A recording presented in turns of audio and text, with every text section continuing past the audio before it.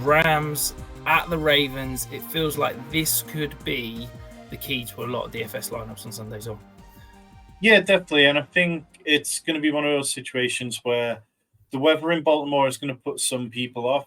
And the points over under total has dropped already on this, as a whole bunch of games have already this weekend.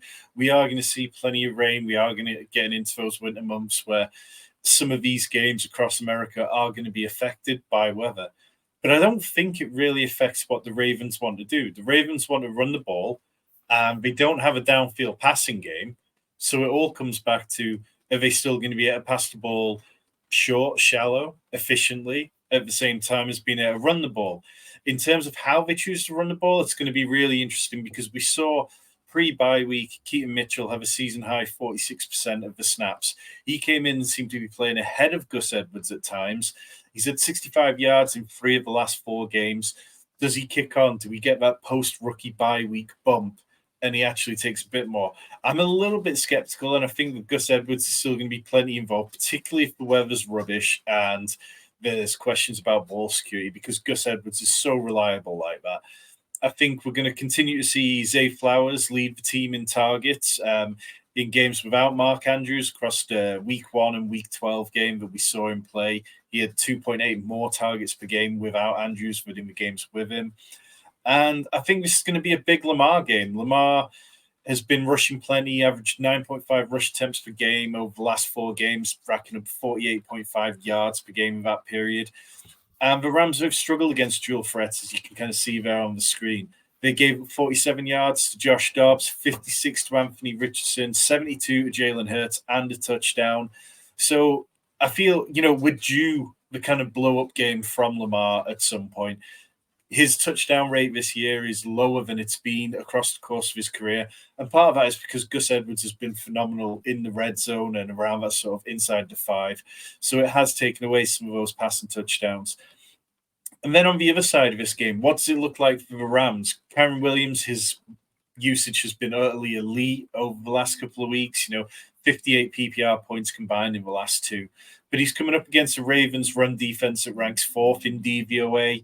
So do they manage to put the brakes on him? They've had a full bye week to plan for this one. But I do like Kyren Williams simply because the Ravens aren't great against running backs receiving the ball. They rank 25th in DVOA against running backs catching the ball. And that's an area where we've seen Kyren be productive. I think Puka can have success. He's averaging 9.8 targets per game. He's had no less than 7 in any game this year, which is just remarkable volume.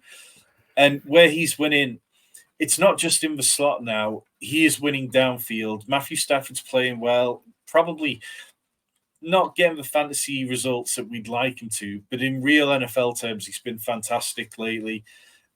And then Cooper Kupp, he had his 3rd most receptions this year in his last game, but his yards per reception's been below 6.5 in 3 of the last 5. He's just not the kind of yak monster that he once was. He's had 1 top 10 weekly finish this year. So it's kind of hard to predict that it's going to come here in a tough matchup when the weather could be rubbish. But yeah, I definitely like the Ravens side of things, and I like the Kyren Williams play and possibly Puka at a push. Yeah, I think the thing with Kupp is that he doesn't look healthy, does he? I talked about it in the Risers Fallers episode early in the week. He doesn't look healthy. I think that's affecting the amount of separation that he's able to get, but it's also affecting his explosion after the catch. The one interesting thing I'm worrying about with this weather is whenever there's bad weather, we tend to see less downfield passing.